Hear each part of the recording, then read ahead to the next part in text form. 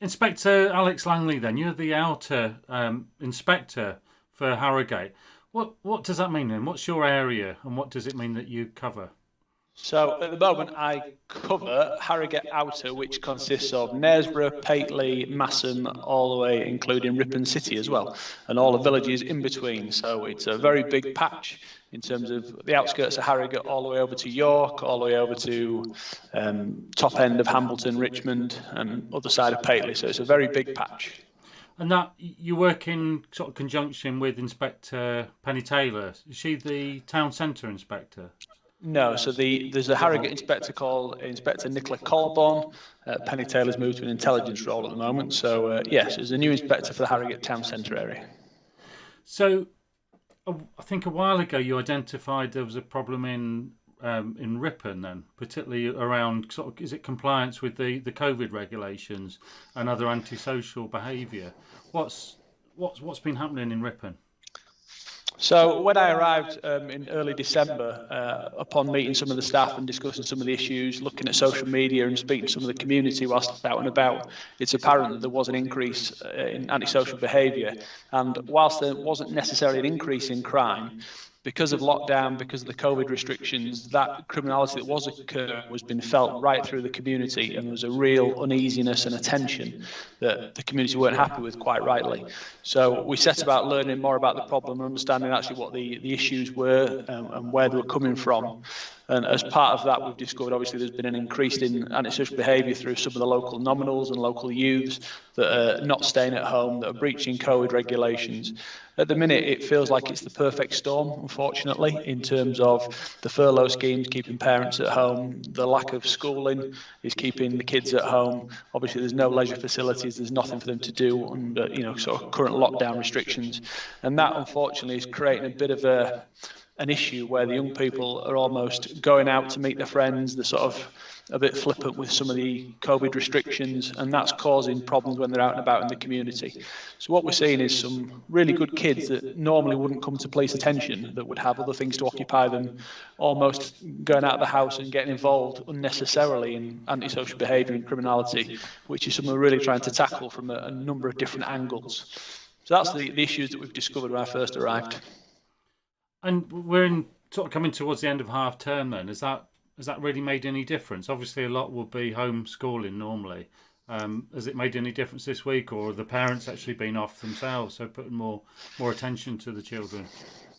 So it seems since Operation Change came into force, we've had increased patrols, we've had extra visibility, we've had a number of different options explored that are working really well. As part of that social media campaign and drive, we've really been speaking to parents through social media to sort of emphasise the point of, do you know where your kids are? What are they up to? Are you looking after them in every sense of the word? Are they aware of the issues and the restrictions and how they can look after themselves and what the consequences might be of their actions?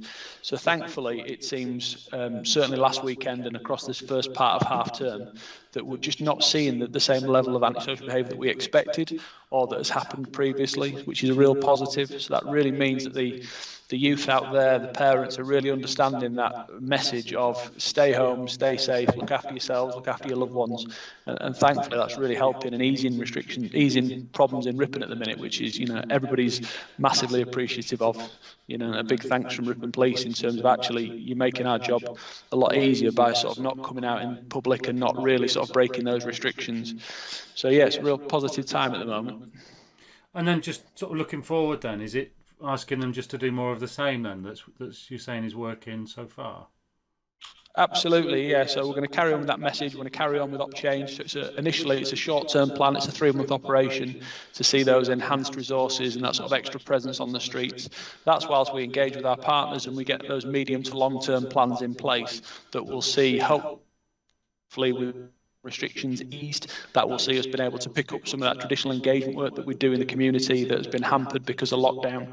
Obviously, once schools are back, we'll be able to do all the engagement through the schools, through assemblies, through all that work that we normally do. But because of lockdown, because of restrictions on schooling, we haven't been able to do that. So certainly as things start to ease, I'd expect a return to normality. I'd expect our resourcing for Ripon to be on point and resolved so that actually we've got additional resources there when we need them all of the time, and that'll make things a lot easier. So the key message from me is carry on doing what you're doing at the moment, look after your kids, look after each other, really think about your actions, and is it necessary to be outside, is it necessary to go and see your friends, and actually if there's a way you can do that digitally, over the internet, or through some other means. For now, I appreciate it's hard going, but we're all in the same boat. We're all suffering those same pressures. So please stick with us a bit longer. Please carry on doing what you're doing and making Ripon feel safer, because ultimately these are Ripon nominals, they're Ripon kids, they're Ripon public that are causing problems for themselves. So we'd really like to carry on doing what you're doing, stay at home, stay safe, and support each other. Is there any particular advice for parents? Because often it can be difficult with a teenager. You can't lock them in the house, can you? If they really want to go out, they'll maybe go out. Have you any particular advice for parents of teenagers? It is very, very challenging. I totally accept that. The complexities of trying to manage work, trying to stay at home, trying to manage your kids, trying to manage education. It's a real complex, challenging time. I sympathise with any parent. As a parent myself, I've got that same challenge of young kids. With teenagers, a lot of it is down to the teenagers themselves making those wise choices. We have support services out there that are still running. We have other social services and agencies that can be turned to for advice and guidance. There's numerous things circulating on the internet about half-term activities, about what you can do with younger and older kids. Obviously, there's still technology there. There's digital things that you can do to engage the brain. There is loads of things, and unfortunately, everybody is under these same restrictions. Legislation is there, the guidance is there, everybody has to abide by it. So it's not a choice thing. It's not I might not stay in, I might go out. You have to stay in. That is the law and legislation. We will enforce that where necessary. That's the last thing I want to do. But equally, if we have no other avenues, we have no other options, we will enforce that. But in terms of kids, in terms of teenagers, they need to be thinking about their own safety. They've been asked to stay at home for a valid, legitimate reason, and that is law, so that they have to abide by that. And if they don't, unfortunately, they'll get dealt with, through education and enforcement if needs be. But I totally appreciate it's a real challenging and complex time. So anything that parents can do to keep those kids safe, keep them at home, keep them looked after, we'd really appreciate.